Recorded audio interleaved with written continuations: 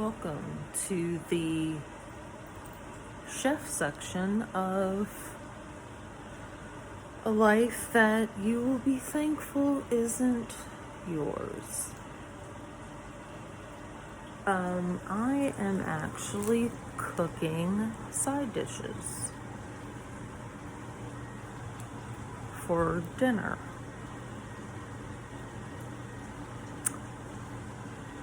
And I am so tired.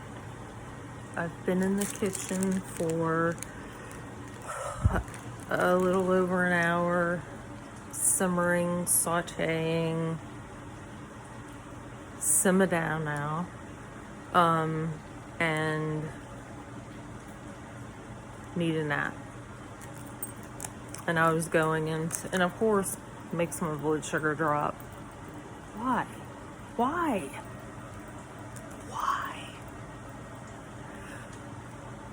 Question for another day. So thought while the simmering is happening, went into the pantry and found like a half-eaten Ritz thing with the top had been twisted and then it came untwisted. And Locke has his own little bin with his snacks. And I'll explain my hairnet in a minute. I asked him, I said, is that your Ritz that you left half-eaten in your bin? And he looked at me and he said,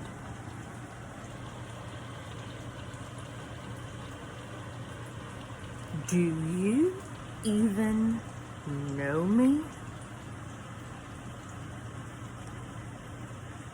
I'm not even answering that question. And he walked off.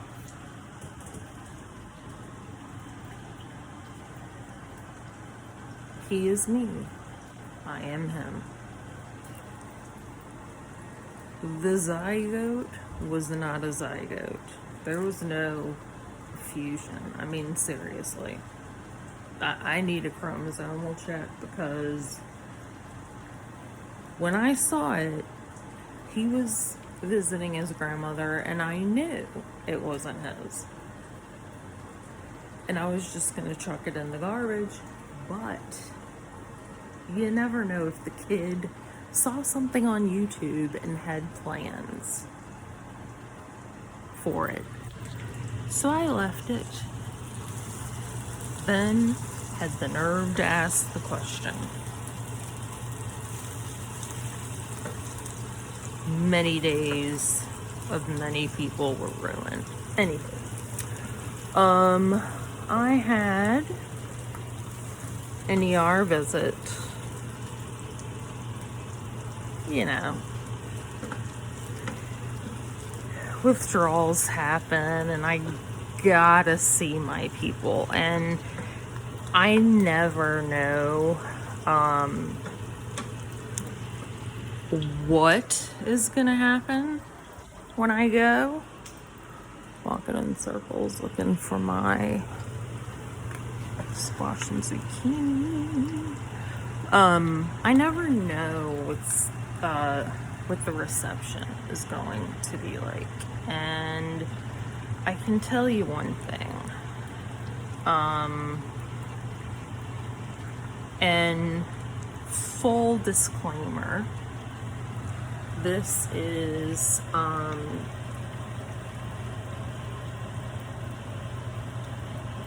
show of full my perspective. I could be hallucinating. So don't take me to court because I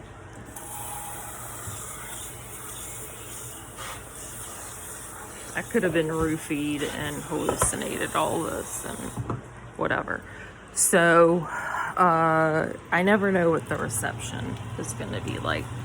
So unfortunately, my homies were not working, and you know I'm feeling bad if I go to the ER.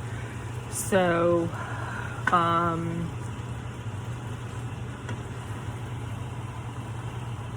post back surgery, and I'm just gonna do brief summary of it in case you haven't heard. So 3, 4, and 5, L3, 4, and 5, I have lumbar fusion with titanium hardware. And it's the surgery I swore I would never have because crotchety old ER nurse comment coming. So roofie alert.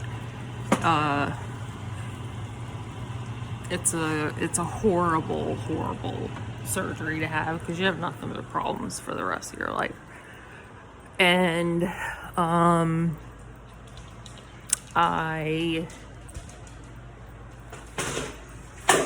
don't know, am I dying? Don't know, am I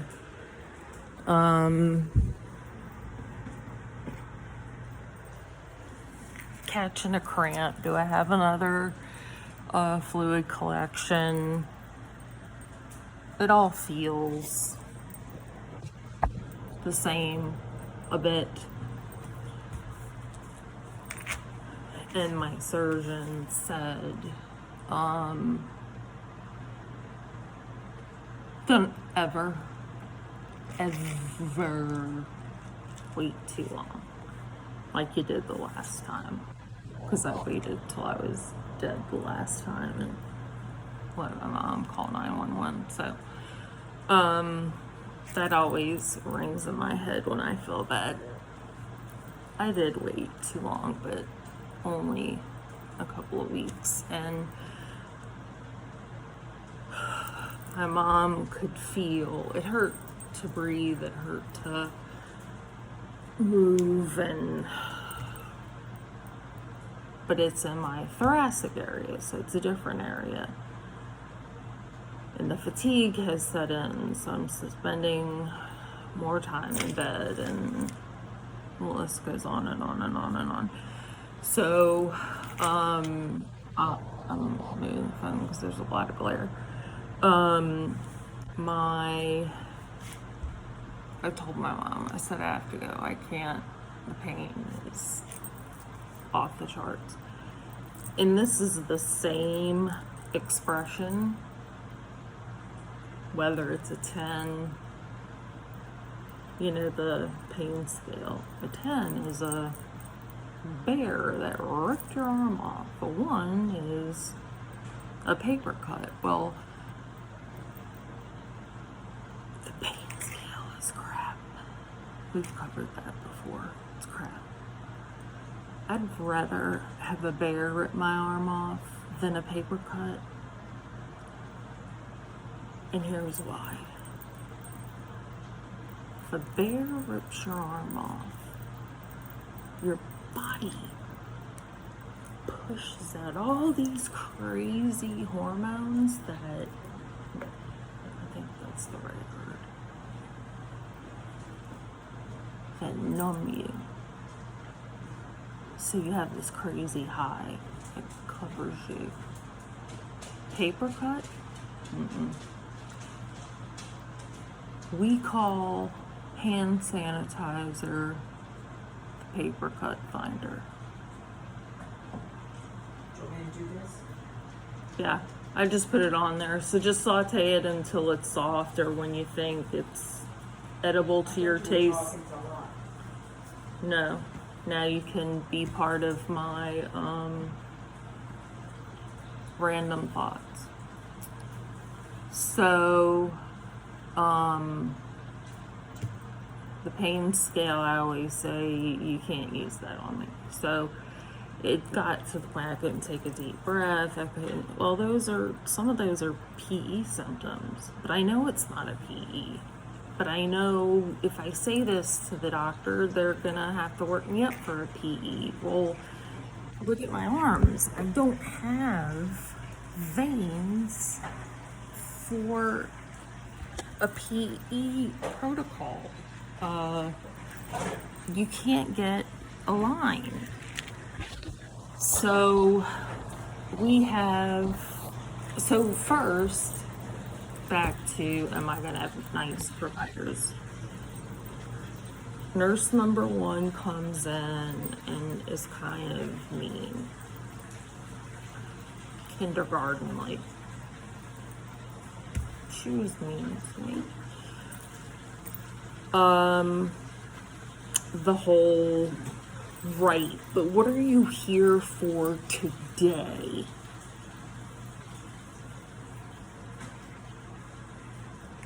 Do you understand my life? Back pain. And then as I'm telling her this, I said, I should have put chest pressure and shortness of breath first. But then I know as an ER nurse, that makes me a level 1 because you gotta rule out a PE and an MI. And I know that's not what it is.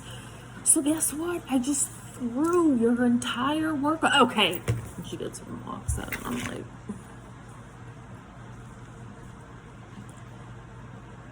doctor comes in and he's obviously reviewed my chart. And what I think is funny is that in Epic, which is hilarious because that's what we used to use, you know, my allergy list is 2 things. Tell a lot about an allergy list. My med list, though, is, can't even see it. So you should all, unless it's a patient that is a level 1, and they had no other patients. I knew that.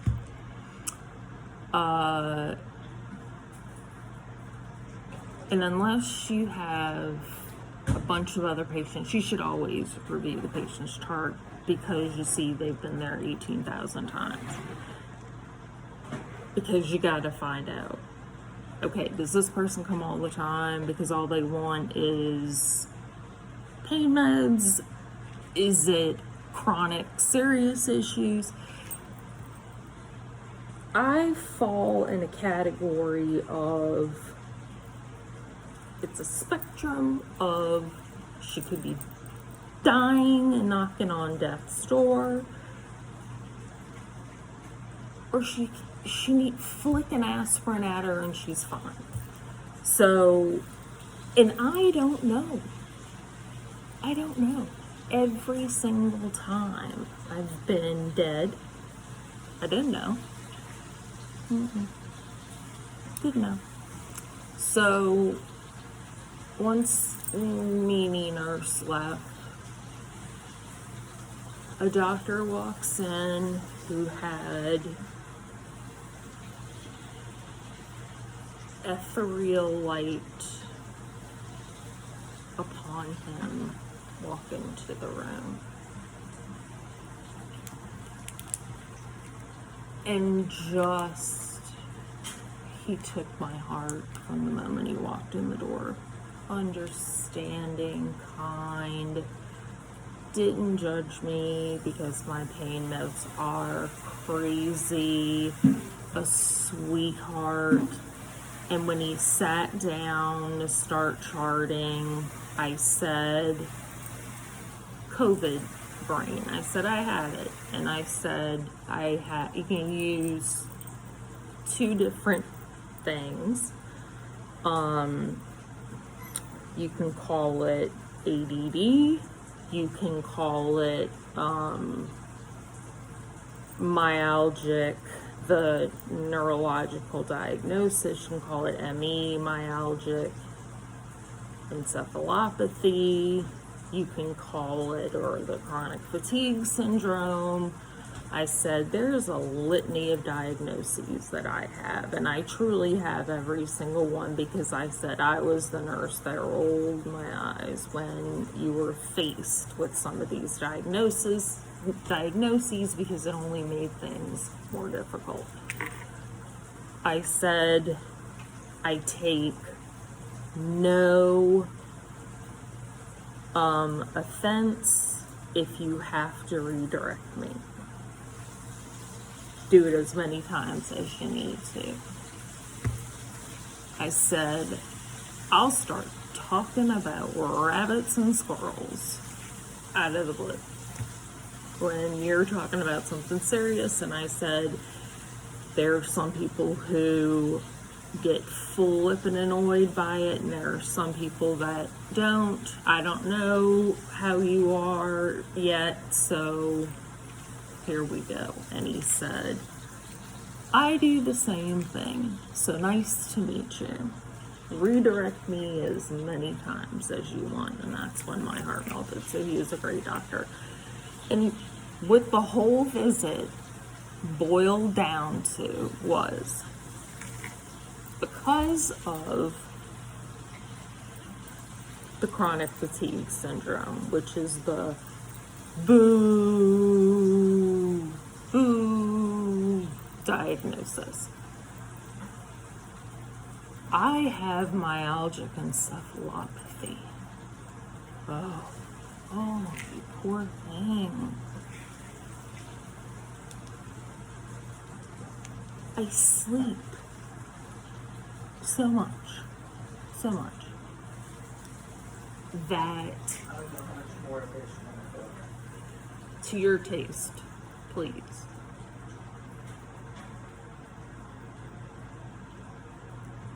It would help me and my audience if you'd hold up a sign with your comments. Just kidding. So, cause see, I forget what I was gonna say. Oh. He actually did an assessment. And we even went down the list. Could be a blood clot, could be this, could be this, could be this, could be this. It could be all down to, why don't you take a few of these? And I told him, you won't get an IV. I said, I don't know what happened to the good old days of docs putting EJs in your neck, but please stick me in my neck.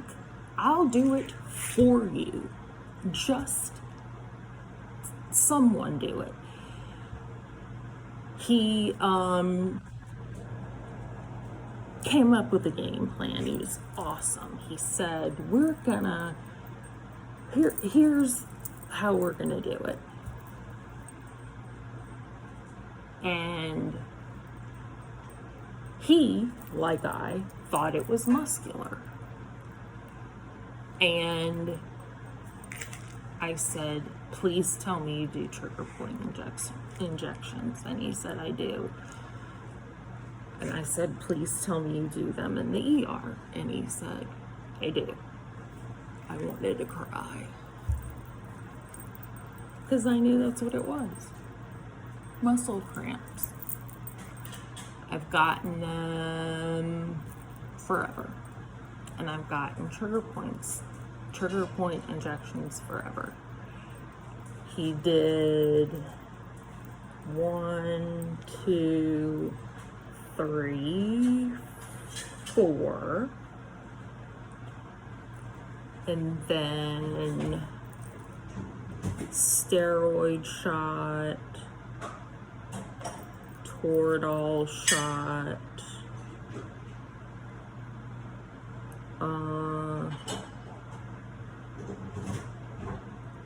what else? We couldn't do any IV meds because we couldn't get an IV even with an ultrasound. Not even a 22 gauge. They don't carry 24s there.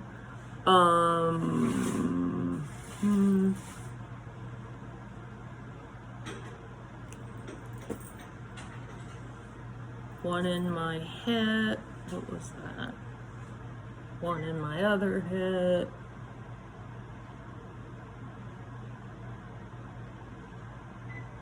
So 1, 2, 3, 4, 5, 6,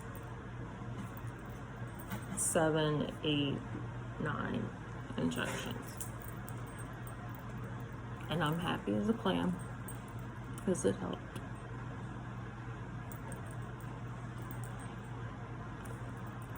My copay, I'm back. I guess our insurance changed this year. Nightmare. I told my financial guys they're gonna have to start sending my mail to a cardboard box on the corner. My copay was $200, and I'm not gonna whine and complain about that. But what I will bitch about is, imagine if I had gotten a different doctor who didn't do trigger point injections, or even worse, didn't believe me, and it was back to the days where, oh, you have long COVID syndrome, do you know? And then I had to pay $200 for somebody to tell me there's nothing they can do for me.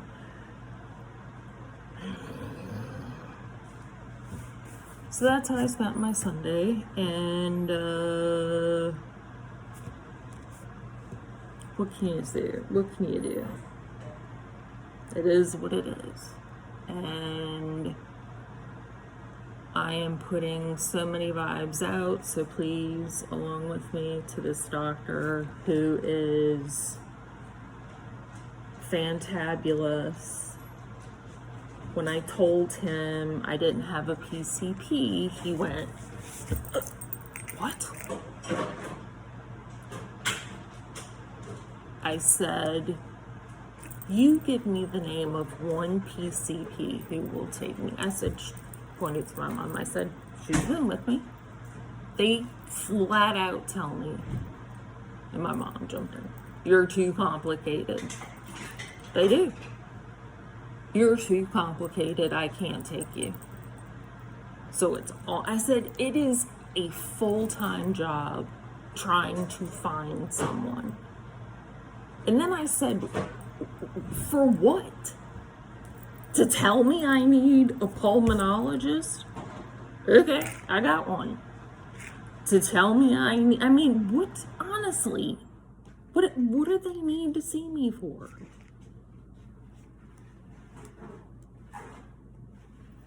I still don't know. In the comments, put what you see your PCP for. Give me ideas. I still don't know. I cannot come up with one reason why people need a PCP if you're healthy. For me, what the heck are they gonna do?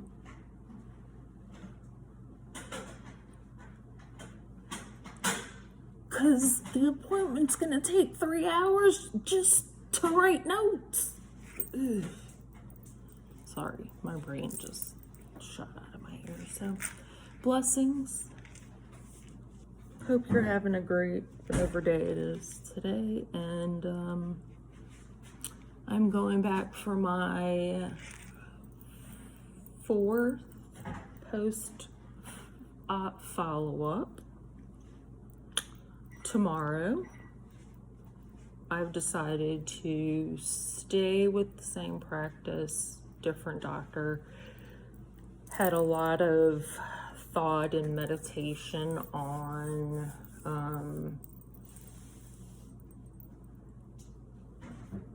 why that's a better idea than going and following the doctor. So of course the general and I will have a phone call about it, but other than that, peace in the Middle East, shalom.